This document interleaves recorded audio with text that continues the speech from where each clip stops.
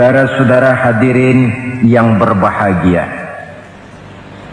salah satu nikmat yang diberikan Allah kepada kita di dalam kehidupan ini ialah bahwa Allah Subhanahu wa ta'ala telah menciptakan segala sesuatu serba berpasang-pasangan.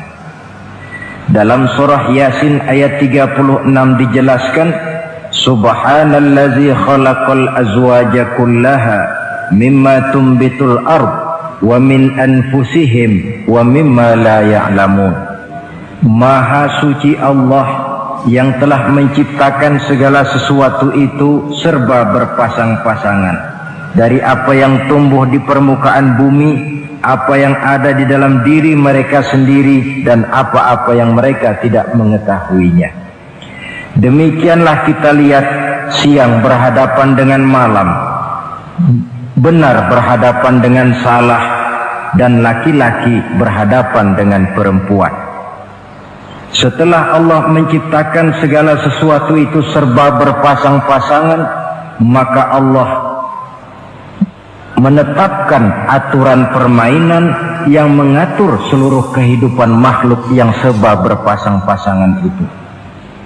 Kita tentu maklum, apapun saja yang kita lakukan dan kita perbuat tanpa ada aturan akan berakhir dengan kekacauan.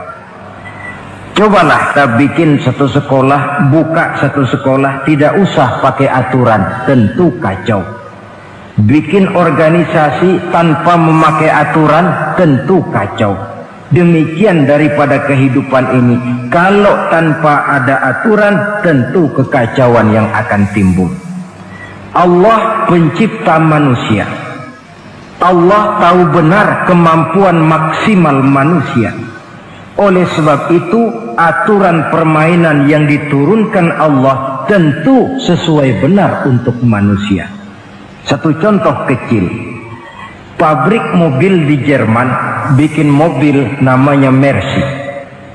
Seiring dengan itu dia keluarkan buku petunjuknya.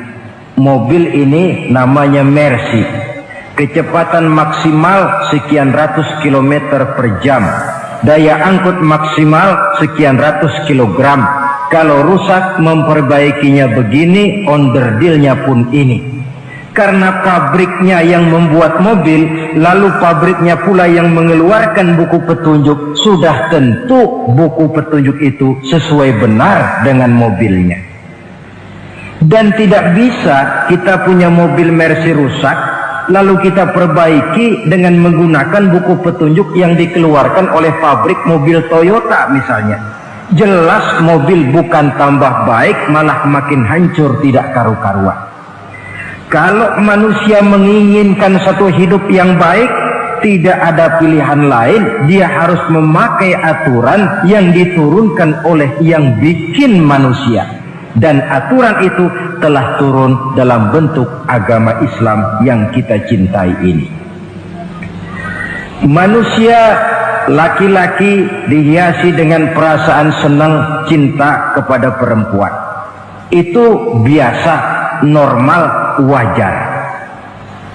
Tapi lalu Allah menurunkan aturan permainan yang kalau peraturan ini dilanggar akan membawa kerugian bagi manusia sendiri. Bahwa laki-laki senang sama perempuan itu normal. Agama membuat aturan silahkan senang, tetapi lewat satu pintu yang disebut nikah. Kalau peraturan ini diabaikan, yang rugi tentu manusia sendiri. Misalnya PLN keluarkan pengumuman, nanti malam mulai jam 6 sampai subuh listrik se-Jakarta mati total. Kita ingat, ini nanti malam saya giliran ronda. Pagi-pagi sudah kita siap beli batu baterai, masukkan ke dalam baterai. Dari sejak kita beli sampai sore itu baterai kita soroti terus. Tentu setelah sore soak batu baterai itu.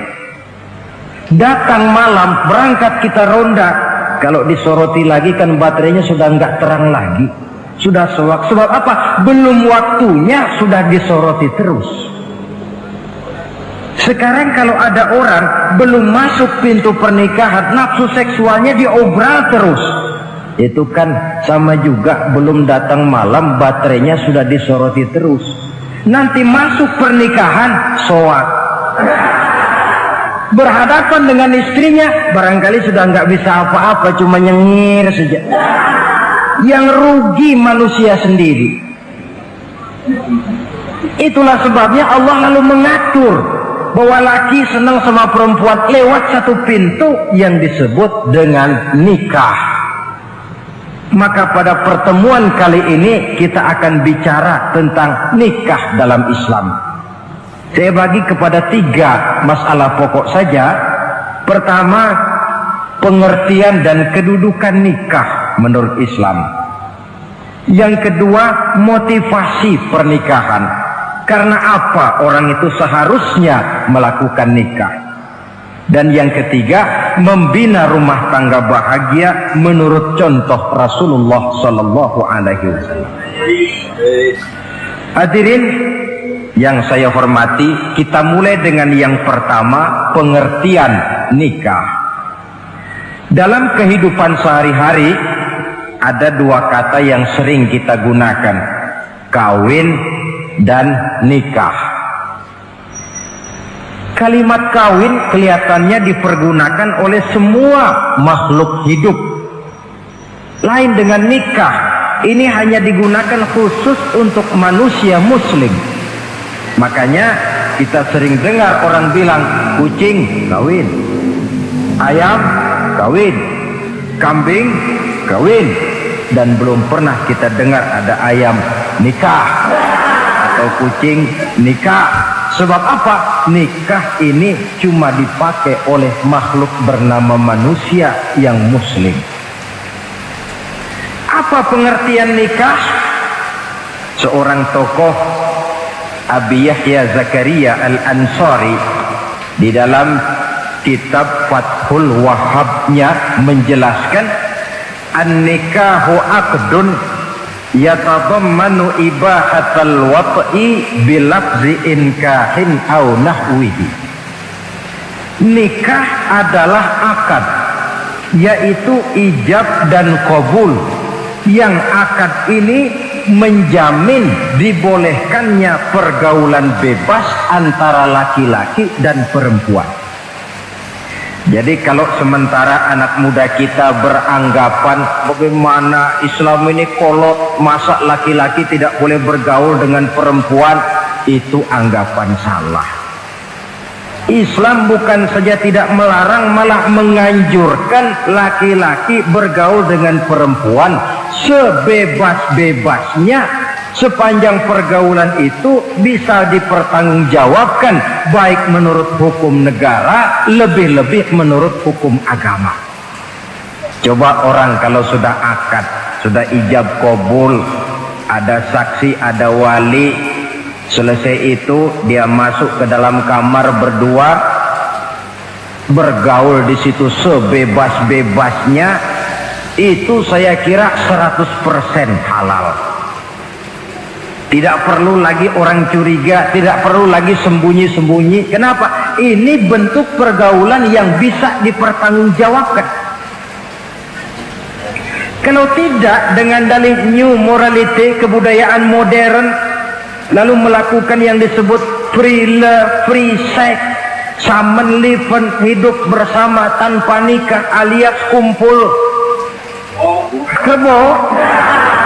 Dan saya kira itu kebo cuma mewakili saja.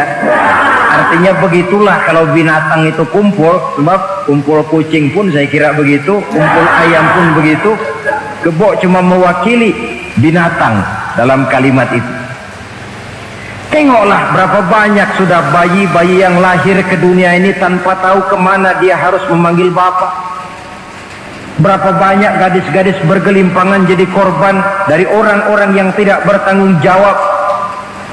Itu semua merupakan ironi Maka menjauhkan manusia dari aturan agama pada hakikatnya sama dengan usaha membinatangkan manusia.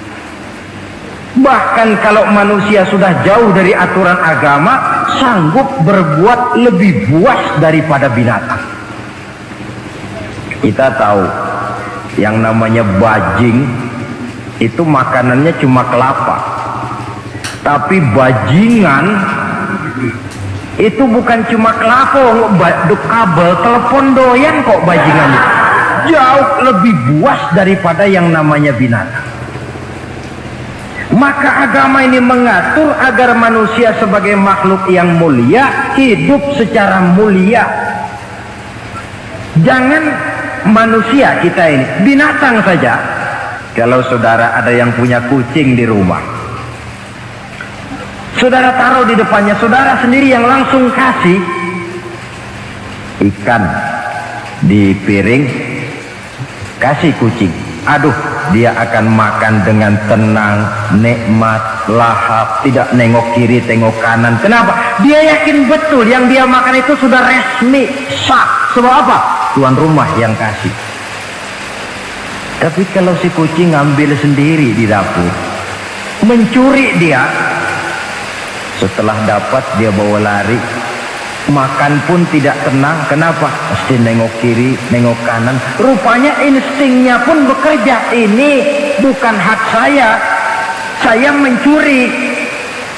Saudara-saudara, tengok orang yang sudah terlibat dalam pergaulan suami istri yang sah. Itu kan nggak perlu tengok kanan, tengok kiri, nggak perlu takut-takut. Kenapa? Sudah sah. Tapi kalau yang bukan istrinya, wah itu bu, sudah seperti kucing nyolong ikan, tengok kiri, tengok kanan, tidak pernah mengalami ketenangan. Itu selintas pengertian nikah. Lalu bagaimana kedudukan nikah menurut Islam? Ternyata nikah dalam pandangan Islam tidak cuma sekedar untuk memenuhi kebutuhan biologis manusia, tidak cuma sekedar untuk memperkembangbiakkan keturunan, tidak cuma sekedar untuk mendapat ketenangan hidup. Lebih tinggi daripada sekedar itu, nikah dalam pandangan Islam ibadah. Jadi kalau kita ditanya, Pak, ibadah apa yang paling enak dalam Islam? Jawabannya jelas, nikah. Begitu enaknya ibadah yang namanya nikah ini, sampai yang sudah pernah pun pengen ulangan. Namanya ibadah. Tetapi tentu ada konsekuensi. Oleh karena nikah ibadah, dan semua ibadah dalam Islam tidak boleh dikerjakan setengah hati atau main-main. Sholat ibadah, tidak boleh main-main atau setengah hati atau coba-coba. Puasa ibadah, tidak boleh main-main, setengah hati atau coba-coba. Dan oleh karena nikah pun ibadah, punya nilai sakral, juga tidak boleh main-main, setengah hati atau coba-coba. Dus nikah eksperimen tidak dikenal dalam Islam. Mas, saya dengar sampean sudah nikah ya? Iya mas, saya cuma nyoba saja kok ini kok. Kalau enak terus, enggak ya bubar. Ini tidak ada nikah eksperimen, sebab dia punya nilai sakral yang bermotifkan ibadah. Itu pengertian dan kedudukan nikah. Lalu apa motivasi suatu pernikahan? Karena apa seharusnya orang nikah itu? Apa landasannya? Saudara, hadis yang diriwayatkan oleh Imam Bukhari, Muslim, Abu Dawud dan Ibnu Majah dari Abi Hurairah menjelaskan, Nabi bersabda, tunkahul mar'atu li arba'in, nikahilah perempuan karena 4 perkara. Kalau dia perempuan, tentu nikahilah laki-laki karena 4 perkara. Memilih jodoh, nah inilah lengkapnya konsepsi Islam. Memilih jodoh saja Islam itu memberikan petunjuk kok. Karena apa orang memilih jodoh itu? Kata Rasul, yang karena 4 faktor. Pertama, lima liha, karena dia orang kaya, cari yang kaya. Yang kedua, lihasabiha, karena dia keturunan orang baik-baik, cari keturunan orang baik-baik. Yang ketiga, lijamaliha, karena dia cantik, cari yang cantik. Dan yang keempat, lidiniha, karena dia orang taat beragama, cari orang yang taat beragama. Kalau berkumpul keempat-empatnya, rasanya surga dunia sudah. Coba lihat, suami mana sih yang tidak bangga punya istri cantik, kaya, keturunan orang baik-baik, lalu taat beragama? Atau istri mana sih yang tidak bangga punya suami ganteng, kaya, keturunan orang baik-baik, dan taat pula beragama?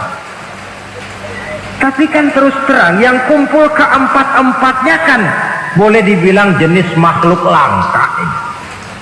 Sulit. Kadang-kadang cantik, kaya, akhlaknya kayak setan. Ada saja kurangnya. Oleh karena ada saja kurangnya, lalu Nabi memberikan stressing, penekanan. Fazfar bizatiddin taribat iyadah. Pilih orang yang taat melaksanakan agama, niscaya hidupmu akan berkah. Jadi motivasi suatu pernikahan hendaknya agama. Apa rahasianya? Mari kita lihat. Kalau orang memilih pasangan karena rupa yang cantik semata-mata, silakan, tapi jangan jadi motivasi utama. Kalau rupa yang cantik jadi alasan utama, saya yakin rumah tangga tidak akan tahan lama. Sebab apa? Pertama, yang namanya cantik itu relatif. Artinya bergantung siapa yang memandang. Yang menurut saudara cantik, menurut saya belum tentu cantik. Yang kata saya cantik, menurut saudara barangkali itu yang jelek. Relatif. Saya kalau ditanya orang, Ustadz, siapa perempuan paling cantik di dunia ini? Tentu saja saya jawab istri saya. Apa saudara lalu protes? Salah Ustadz, yang cantik istri saya, bukan istri Ustadz. Saya bilang, masa bodoh saya nggak ngurusi istri sampean. Cantik itu relatif. Sehingga di kalangan para ahli cinta, ahli cinta, sampai sekarang masih jadi perdebatan. Sebenarnya cantik yang bikin orang jatuh cinta, apa cinta yang membuat orang jadi kelihatan cantik? Dua-duanya bisa terjadi.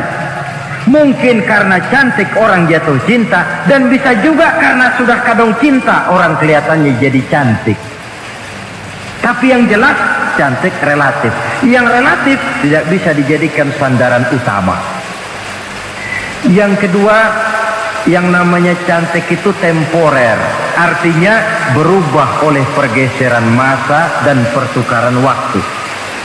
Sekarang dia cantik, of course, sedang sweet 17-an, sedang honeymoon, sedang bulan madu, sedang pengantin baru, tentu saja cantik. Punya dia anak satu, kecantikan mulai menurun. Punya dia anak dua, kulit mulai keriput. Punya dia anak tiga, apalagi tak pandai bersolek, sudahlah onderdeal mulai pada copot. Kalau rumah tangga didasarkan kepada rupa yang cantik saja, selesailah rumah tangga sampai di situ. Yang ketiga, di atas langit rupanya masih ada langit lagi. Di atas yang kita anggap cantik, rupanya masih ada yang lebih cantik. Kalau cantik yang kita kejar, kita akan jadi petualang yang pindah dari perempuan satu ke perempuan yang lain. Cinta bajak laut namanya. Di mana kapal berlabuh, di sana cinta mendarat.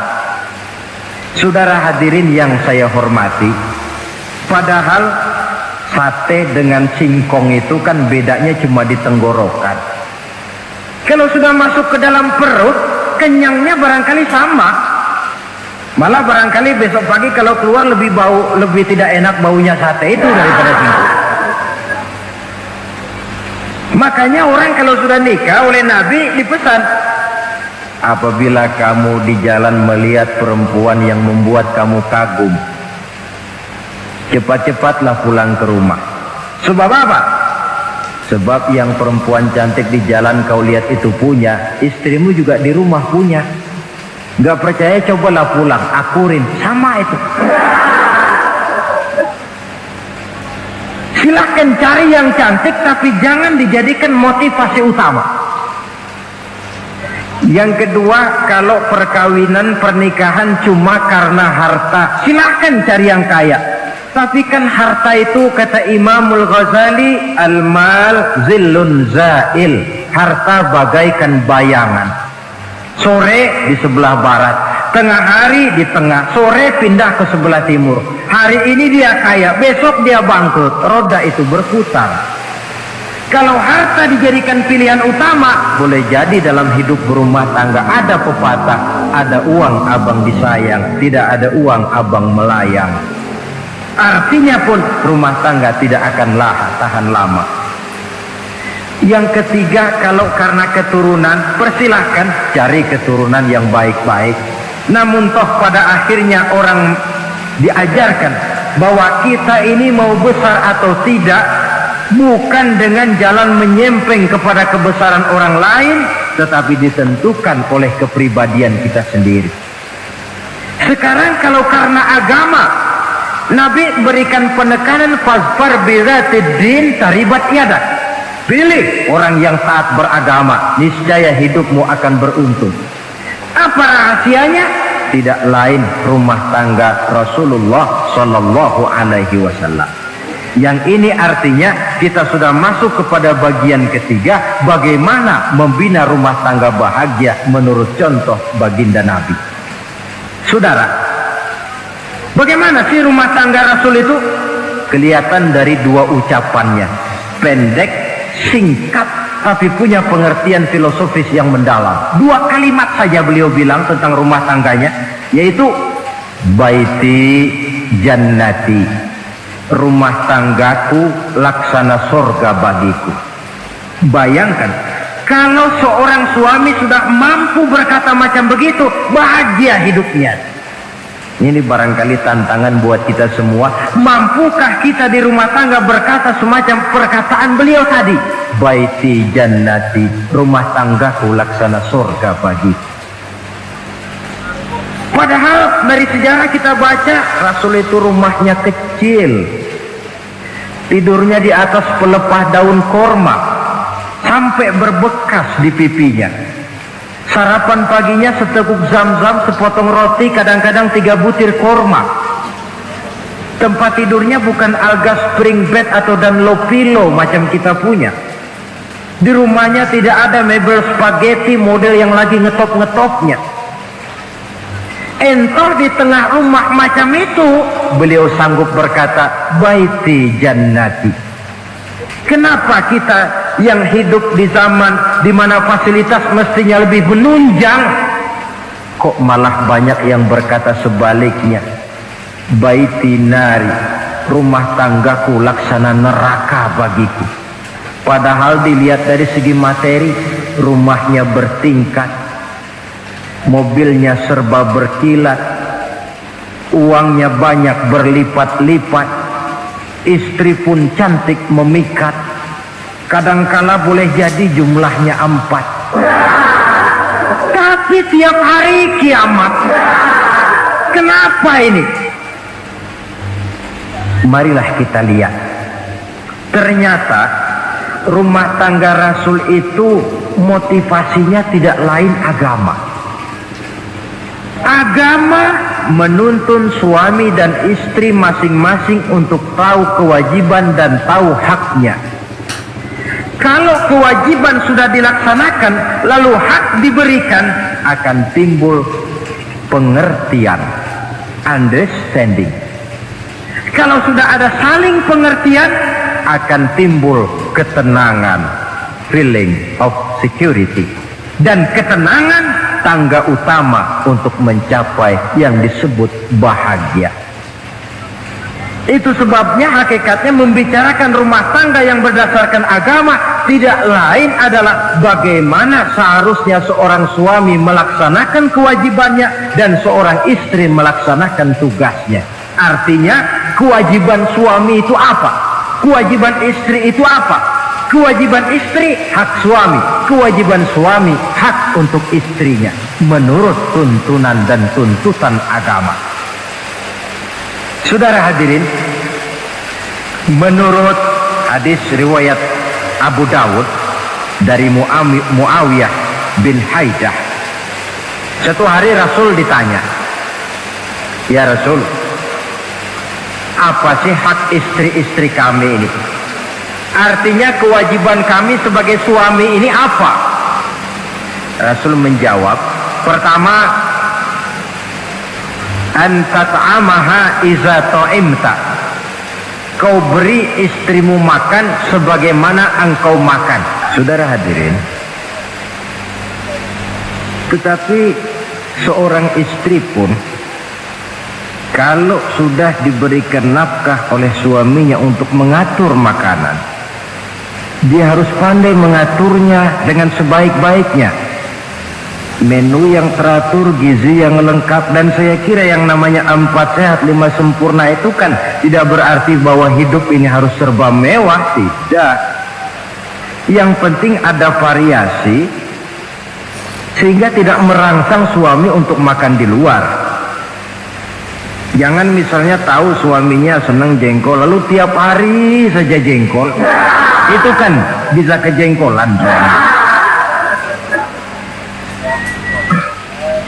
Dengan demikian,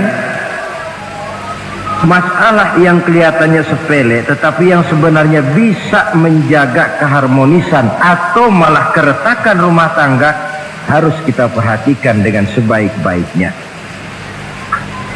Suami memberikan nafkah, dari jumlah itu 60% lari ke kredit, 40% lari ke dapur. Tentu pada akhirnya sang suami akan merasa curiga, padahal barangkali istrinya pun berniat baik, cuma hanya tidak ada keterbukaan di dalam mengurus masalah-masalah yang berhubungan dengan dapur. Inilah kewajiban yang pertama dari seorang suami, kewajiban yang menyangkut masalah pangan. Lalu yang kedua, wa taksuwaha izak tasaita, engkau beri istrimu pakaian sebagaimana engkau berpakaian. Suami yang adil, pakaian yang dia pakai sama harganya dengan yang dibelikan untuk istrinya, kecuali tentu kalau istrinya ridho. Zalim seorang suami jikalau untuk dia misalnya dia beli pakaian yang mahal-mahal, jasnya dia pakai Switzerland wool, sarungnya Samarinda. Kalau dia pakai sepatu, belilah sepatunya. Sementara istrinya cuma pakai kain belacu saja. Kenapa mesti begitu? Sebab, saudara hadirin, istri kita sebenarnya adalah bagian daripada hidup kita. Baik dia dilihat orang, baik juga kita disebut orang. Jelek dia dipandang orang, tentu jelek juga nama kita disebut orang. Apalagi hidup bermasyarakat, kadang-kadang mulut usil itu kan sudah banyak macam ragamnya. Itu siapa sih perempuan yang jalan? Kenapa? Itu pakaian yang tidak dipakai sih tidak mahal, cuma pakaiannya serasi, pantas, enak dilihat. Oh, terang saja dia kan istrinya si Miun. Nah, Miun yang sedang tidur barangkali tidak tahu apa-apa mendapat sebutan baik. Cobalah kalau istri kita semaunya saja, orang akan bilang, ah itu perempuan, kenapa saya gerah ngelihatnya, mau ke pasar cuma pakai kutang saja. Tentu suami pun akan mendapat sebutan yang tidak baik. Cuma sang istri kalau sudah dibelikan pakaian oleh suami, termasuk alat-alat kecantikan di dalamnya, pakaian itu tentu dipakai, niat pertama adalah untuk menyenangkan hati suami. Seorang istri yang memakai bedak untuk menyenangkan suami, misalnya tiap polesan bedak ada pahalanya. Dia pakai lipstik untuk menyenangkan hati suaminya, tiap goresan lipstik ada pahalanya, bernilai ibadah. Ini kewajiban yang kedua. Yang ketiga, wala tadribil wajha. Kalau marah jangan memukul muka. Maksudnya apa ini? Kewajiban memberikan perlindungan, sehingga si istri merasa ada tempat dia mengadu, ada tempat dia melarikan persoalan, ada tempat dia bergantung. Kalau marah jangan memukul muka, dan memukul itu pun upaya terakhir. Kalau tidak bisa dengan kata yang lemah lembut, agak sedikit keras katanya. Kalau dengan kata yang keras tidak juga bisa, pisah tempat tidur. Kalau memang tidak bisa juga dengan pukulan yang tujuannya bukan untuk menyakiti, tetapi untuk mendidik. Allah tadribal wajha. Kalau marah jangan memukul muka, dan memukul pun bukan jalan pertama, tapi upaya terakhir, dengan tujuan bukan untuk menyakiti, tapi untuk mendidik sang istri. Kewajiban untuk memberikan perlindungan. Yang keempat, wala tuqabbih. Jangan memburuk-burukan istrinya. Kewajiban menjaga nama baik. Sebab apa? Dalam satu bahasa yang indah, Al-Quran menjelaskan bahwa suami istri itu laksana pakaian. Hunna libasul lakum wa antum libasun lahunna. Istri pakaian untuk suami, suami pakaian untuk istri. Lihatlah alangkah indah gaya bahasa Al-Quran ini. Diibaratkannya suami istri seperti pakaian. Apa fungsi pakaian? Pertama, pakaian itu kan jadi kebanggaan. Saya bangga memakai baju seperti ini, saudara bangga memakai baju yang saudara pakai. Artinya seorang suami harus berusaha menjadi suami kebanggaan istri, dan seorang istri pun harus berusaha menjadi istri yang dibanggakan oleh suaminya. Jangan yang malah kemudian disesali. Itu kan kalau sudah marah orang kadang-kadang ucapannya nggak terkontrol. Istri marah sama suami, bang, nyesel gue punya laki sama dia. Sudah hilang lagi kebanggaan. Kalau kebanggaan hilang, wibawa pun hilang. Kalau wibawa sudah hilang, maka rumah tangga sudah sulit untuk dipertahankan. Yang kedua, yang namanya pakaian itu kan menutup aurat. Itu tujuan pakaian yang terpenting. Artinya di sini, kalau seorang istri mempunyai kekurangan, suamilah yang menutupi.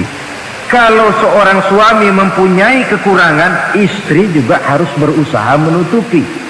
Jangan kekurangan suami diceritakan di pasar umum, atau kekurangan istri dibuka di mana-mana.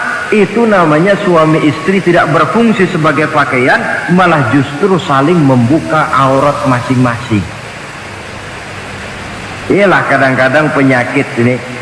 Kadang-kadang yang namanya perempuan dari rumah itu berangkat ngaji katanya, sampai di pengajian apa? Suaminya diakur-akurin. Bayu bagaimana suami? Wah, suami saya payah. Dipayahkannya suaminya di mana-mana. Atau aib dan kekurangan istri diceritakan di mana-mana. Orang bertanya, gimana mas istrinya? Wah, nggak maju. Loh, kenapa istrimu kan cantik? Iya, soal cantik sih iya, tapi tidurnya kok ngiler ini. Nah, ini kan nggak perlu yang macam begini ini. Tidak bisa menjaga apa yang disebut security informasi. Fungsi pakaian sebagai suami istri tidak berjalan di dalamnya. Saling menjaga kehormatan diri. Ini yang keempat. Yang kelima, wala tahjur illa fil bait. Jangan berpisah dari istri kecuali di rumah. Maksudnya begini, kalau satu hari seorang istri suami marah kepada istrinya, tidak usah istri itu disuruh pulang ke rumah orang tuanya, ke rumah mertua lalu diusir. Tidak, cukup pisah tempat tidur saja. Ini mana maknanya wala tahjur illa fil baiti. Rumahnya, dek malam ini saya sedang tidak enak pikiran, kau tidur di kamar belakang lah, saya kamar depan. Cukup pisah tempat tidur saja, tidak perlu istri dipulangkan ke rumah orang tuanya. Nanti umpamanya tengah malam turun hujan, udara dingin, pikiran berubah, berasa perlu, kan tinggal manggil. Tidak jauh secara psikologis ajaran semacam ini bisa kita terima. Saudara hadirin yang saya hormati, ini pada prinsipnya kewajiban seorang suami, kewajiban yang menyangkut masalah pangan, sandang, perlindungan, memelihara kehormatan dan menjaga ketenangan di rumah tangga dengan menyelesaikan persoalan di rumah tangga itu secara intern. Jangan belum apa-apa sudah mertua diundang, orang tua dibon, persoalan belum tentu selesai tapi masalah sudah meluas. Cobalah kita selesaikan intern dulu. Kalau kemudian ternyata dianggap perlu mengundang orang tua, mertua, keluarga, baru kita upayakan ke arah itu. Ini kewajiban suami dan ini merupakan hak istri. Lalu bagaimana kewajiban istri sekarang ini? Istri kewajibannya merupakan hak untuk suami. Saudara, dari hadis yang diriwayatkan Imam Ibnu Majah dari Ali bin Yazid dari Abi Umamah, Nabi bersabda, "Mastafadal mu'minu ba'da taqwallahi azza wa jalla khairan lahu min zaujatin salihah." Bagi seorang mukmin, sesudah dia mempunyai sifat takwa kepada Allah, tidak ada yang lebih membawa manfaat selain daripada istri yang salihah. Istri salihah itu yang bagaimana? Yang hidup mampu melaksanakan kewajibannya. Apa kewajibannya? Kata Nabi, pertama, in amaroha ata'athu. Kalau diperintah, dia taat. Kewajiban istri yang pertama, taat kepada suaminya. Begitu besar kewajiban taat kepada suami, sampai-sampai Nabi pernah menyatakan, "Lau kuntu amiran ahadan ayyasjuda li ahadin la amartul mar'ata an tasjuda li zawjiha." Kalau saja boleh, kata Nabi, aku memerintahkan manusia sujud kepada sesama manusia, tentu aku perintahkan istri untuk sujud kepada suaminya. Untung saja sujud kepada manusia tidak boleh. Kalau boleh, istri itu disuruh sujud kepada suami, tentu karena besar hak suami atas dirinya. Yang kedua, ibadah sunnah tidak mendapat izin suami juga bukan saja tidak berpahala, malah berdosa. Umpamanya pengantin baru, si istri kebetulan santri, malam minggu pesta, besoknya hari Senin, si istri sudah kadang biasa hidup sebagai santri, hari Senin puasa sunnah. Dia bilang sama suaminya, "Bang, besok saya mau puasa sunnah nih, hari Senin." Kata suaminya, "Kalau kau puasa juga kau kejam. Lalu kau puasa, aku disuruh ngapain?" Tidak diizinkan oleh suami, dia puasa juga. Bukan saja tidak mendapat pahala, malah berdosa. Sampai amalan yang sunnah pun tidak diizinkan oleh suami, berdosa. Apalagi amalan yang mubah, apalagi amalan yang tidak ada dasar hukumnya, perintahnya. Sepanjang perintah suami tidak untuk maksiat kepada Allah, istri wajib untuk taat. Dalam hadis lain kita temukan Nabi bersabda, "Iza da'ar rajulu imra'atahu ila firashihi." Kalau seorang suami memanggil istrinya ke tempat tidur, ini bahasa kinayah. Manggil ke tempat tidur kan tentu nggak perlu penjelasan. Masa mau nyambal di tempat tidur kan enggak. Fa'abat, si istri tidak mau. Lantaran istri tidak mau, suami jengkel. Fabata ghadbana 'alaiha. Sampai dalam jengkelnya tidur. la'anat hal malaikatu hatta tusbiha. Istri macam itu dilaknat, dikutuk oleh malaikat sampai datang waktu pagi. Kewajiban untuk taat. Namun sebaliknya, seorang suami pun jangan mentang-mentang istri wajib taat lalu overacting. Segalanya main tunjuk, segalanya main komando, segalanya main perintah. Sebab contoh yang diberikan oleh Rasul tidak begitu. Rasul kita baca dalam sejarah menjahit bajunya sendiri, memperbaiki kasutnya sendiri. Artinya yang bisa ya dikerjakan tanpa harus menggantungkan semuanya kepada sang istri. Kewajiban untuk taat. Nah, penutup tentang taat ini ada sebuah hadis pula di mana baginda Nabi bersabda, ayyumam ra'atin matat wa zawjuha anha radin dakhalatil jannah. Kalau seorang perempuan meninggal dunia, suaminya ridho kepadanya, maka perempuan itu akan masuk surga.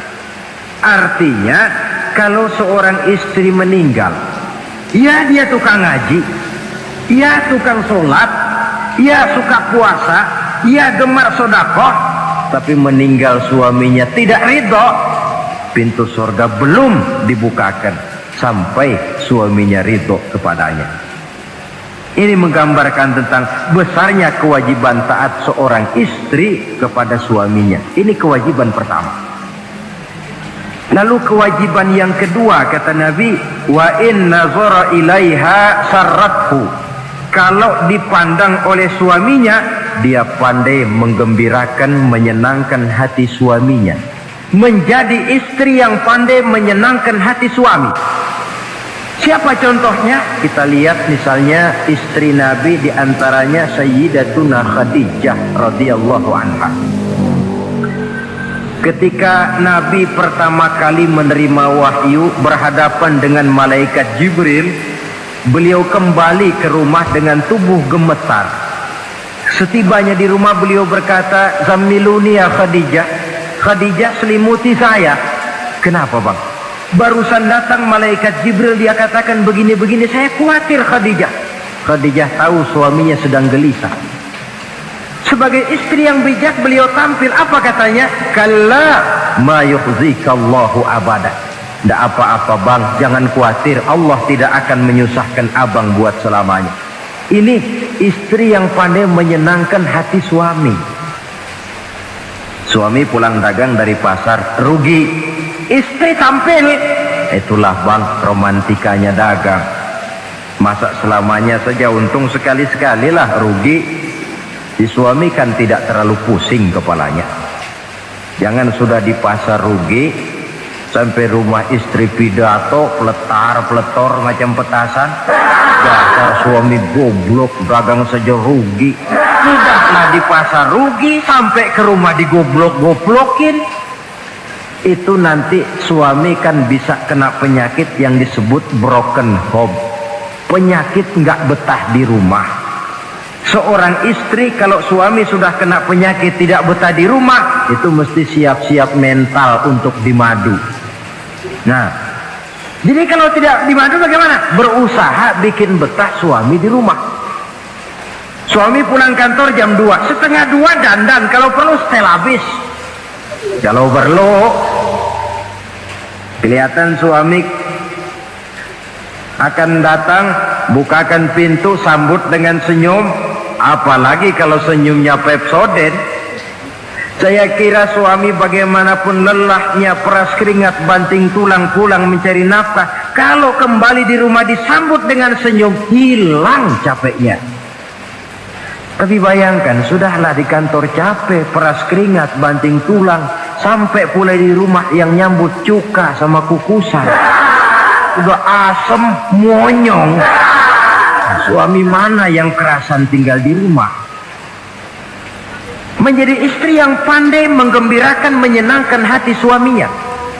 Bahkan diizinkan bohong untuk menyenangkan hati suami. Umpamanya suami kebetulan habis Objeknya gol. Karena ingin menyenangkan istri, mampir di pasar beli kain batik. Si suami tidak tahu bagaimana kain batik yang bagus, beli saja sembarangan. Sudah kainnya kasar, warnanya norak, harganya yang mestinya murah jadi mahal, dibawa pakaian itu pulang. Istri lihat dan tahu kalau ini batik jelek, norak, kasar, harganya pun murah. Tapi dia ingin menyenangkan hati suaminya. Suaminya tanya, bagaimana dek kain batik ini? Waduh bang, bagus betul kain ini. Pinter bener abang milih warna ini. Emang yang kayak begini ini bang, coba lihat tetangga kita, mana ada yang pakai kain kayak begini? Ya memang gak ada, jelek. Suami senang tentu. Lalu kain itu oleh istrinya, ngaji dipakai, keundangan dipakai, tidur dipakai, masak dipakai, nyuci pun dipakai. Suami makin bangga, wah kain yang saya beliin dipakai terus ini. Lain pula istrinya, dalam hati dia berpikir, biarin deh gue pakai terus biar cepat hancur, nggak ada urusan. Coba kalau waktu itu si istri jujur, dasar laki goblok, beli kain kayak begini, sono pulangin. Nah, mungkin suami yang sudah payah-payah mau menyenangkan hati istrinya malah berbalik pikirannya. Saudara hadirin, ini kelihatannya penting untuk menjaga suasana keharmonisan di dalam kehidupan berumah tangga. Begitu pula pengertian seorang suami. Rasul pernah pulang dari masjid agak larut malam, rupanya banyak orang bertanya.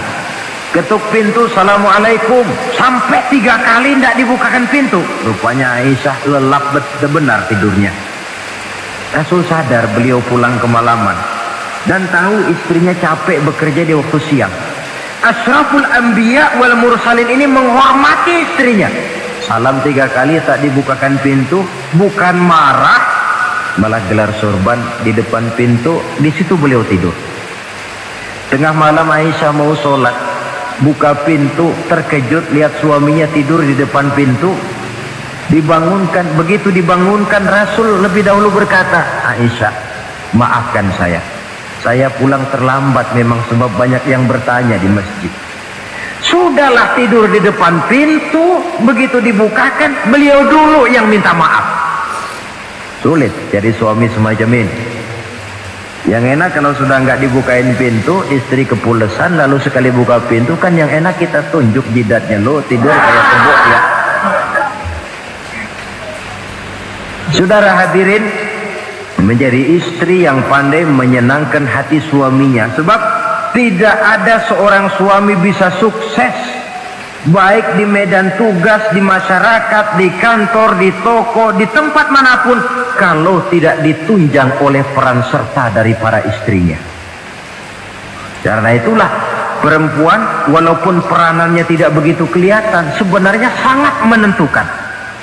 Seorang suami yang jujur, polos, lugu, sederhana, sanggup menjadi koruptor ulung karena didorong-dorong oleh istrinya. Merangsang ketamakan suami. Istri dibakar oleh tetangganya. Bang, kenapa? Kau kan di kantor kepala bagian. Lalu, tangga kita pegawai kecil saja bang, tapi coba lihat istrinya kalau pakai gelang kayak pelek beca bang gelangnya. Kau kepala bagian gak bisa beliin saya macam gitu, kepala bagian goblok. Lalu bagaimana bu, gaji saya kan sudah jelas segitu. Iya, kamu kan kepala bagian. Apaan kayak di kantor sabet. Kalau sudah main sabut-sabutan begini, sudah merangsang suami untuk berbuat yang tidak baik. Kecil, tidak begitu kelihatan, tapi sangat menentukan. Istri yang soleh, yang bisa melaksanakan kewajibannya, yaitu pandai menyenangkan hati suaminya. Ini kewajiban istri yang kedua. Yang ketiga, wa in aqsama alaihi abarrathu. Kalau suami memberikan sesuatu, dia pandai berbakti, menjadi istri yang pandai bersyukur kepada suami. Kita ingat ketika pulang Mi'raj kan Rasul bercerita, saya dalam perjalanan itu diperlihatkan neraka, kata Rasul. Saya lihat kok isinya kok lebih banyak perempuan daripada laki-laki. Nah, sahabat heran, ya Rasul, lebih banyak perempuan? Iya. Apa mereka tidak sholat? Sholat. Apa mereka tidak pernah hadir di majelis taklim? Oh, rajinan dia sama suaminya. Ada apa, tidak pernah baca Quran? Rajin. Lalu kenapa kok isinya kebagian besar perempuan?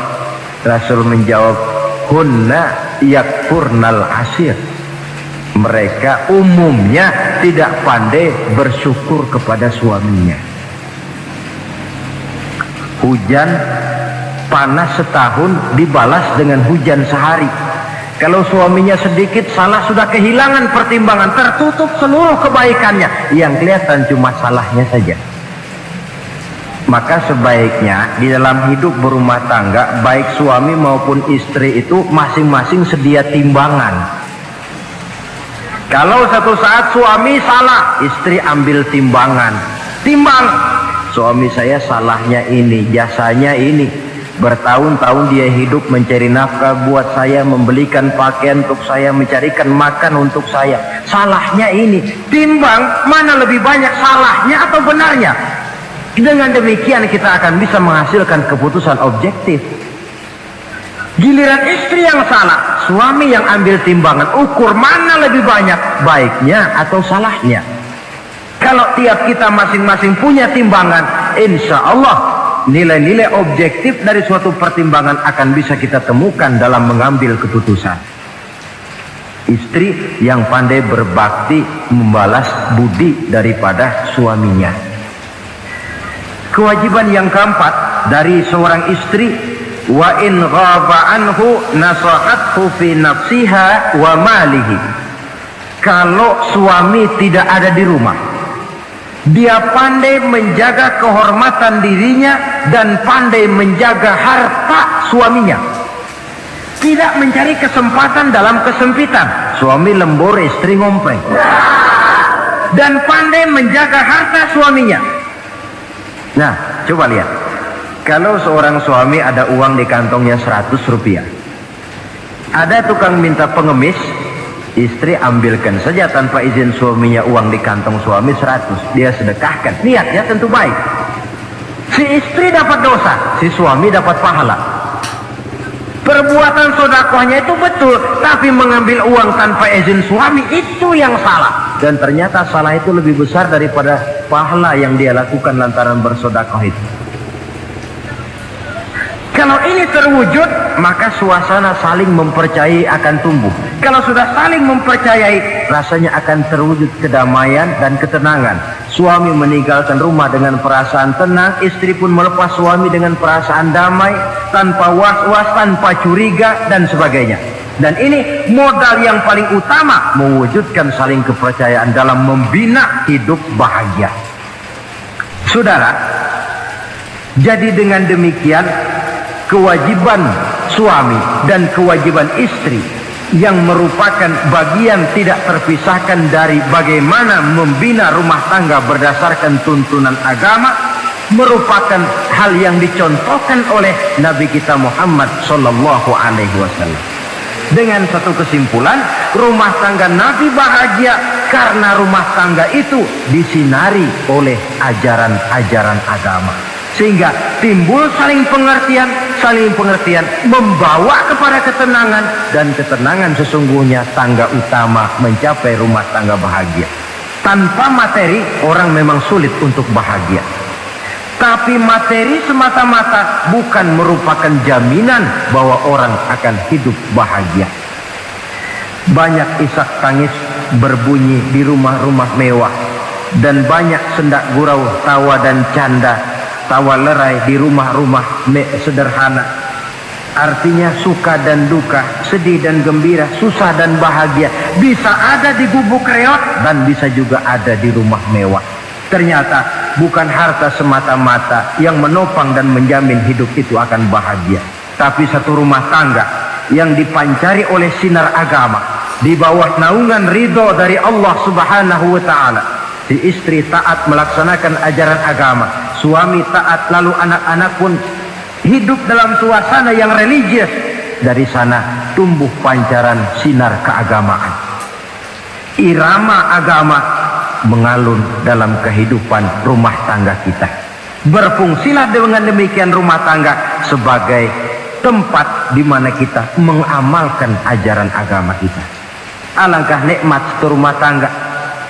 Istri ahli ibadah, suami pun ahli ibadah, anak-anak pun terbiasa oleh lingkungan untuk hidup melaksanakan suatu ibadah. Dan keberhasilan di rumah tangga awal untuk menuju keberhasilan di masyarakat, di tempat tugas, dan di tempat-tempat lainnya. Sebaliknya, kehancuran rumah tangga akan selalu menjadi awal kehancuran karir di masyarakat, di tempat kerja, dan di tempat-tempat lainnya. Oleh karena itu, berangkat dari hal semacam inilah, maka kita berkeyakinan rumah tangga yang bahagia ialah rumah tangga yang didasarkan kepada ajaran agama. Sehingga tercapailah kebahagiaan hidup di dunia yang langsung menopang kepada kebahagiaan hidup di akhirat.